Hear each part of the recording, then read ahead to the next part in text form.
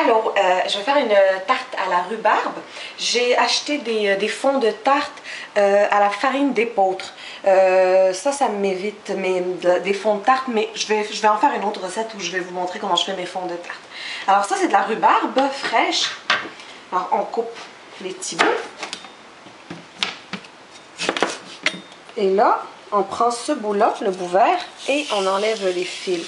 Là, j'en ai beaucoup. D'habitude, on en a moins que ça.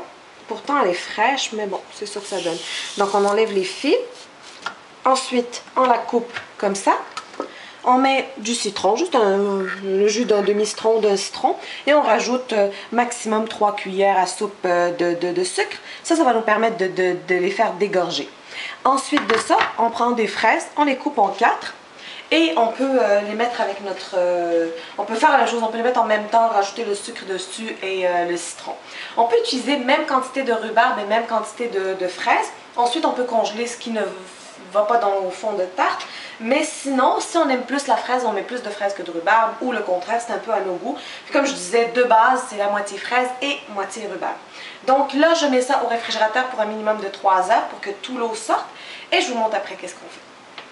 Pendant, je vais jouer avec. Alors, après 3 heures, je sors mes fruits. Donc, pour environ un total de 4 tasses de fruits, comme je disais, c'est à votre goût. Plus de rhubarbe ou moins, plus de fraises, c'est comme vous voulez.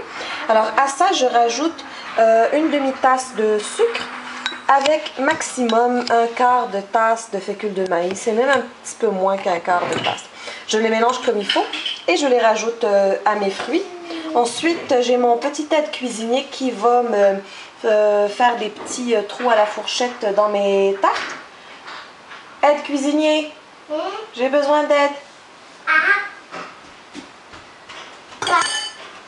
Est-ce que tu peux me faire des petits trous à la fourchette? Donc, je mélange, comme je disais, le sucre et le fécule de maïs.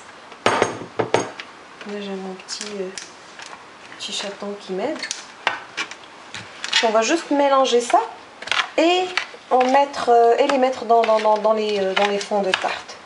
Si on a un gros fond de tarte, ben aussi ça peut aller. Puis comme je disais, c'est selon la mesure. Donc je pense que 6, je vais être correcte avec mes 6 fonds. On essaye ça.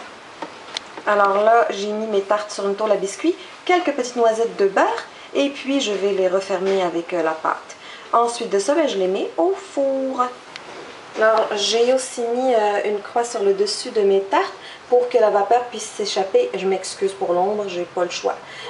Alors et puis ça, je les mets au four à 450 Fahrenheit pendant 10 minutes. Oups, pardon. Ensuite, je les remets à 350 Fahrenheit, dépendamment, jusqu'à ce qu'elles deviennent un peu dorées. Donc voilà, c'est super facile. Puis en passant, j'ai perdu mon aide cuisinier. Il travaille dans le jardin, donc il est devenu aide jardinier.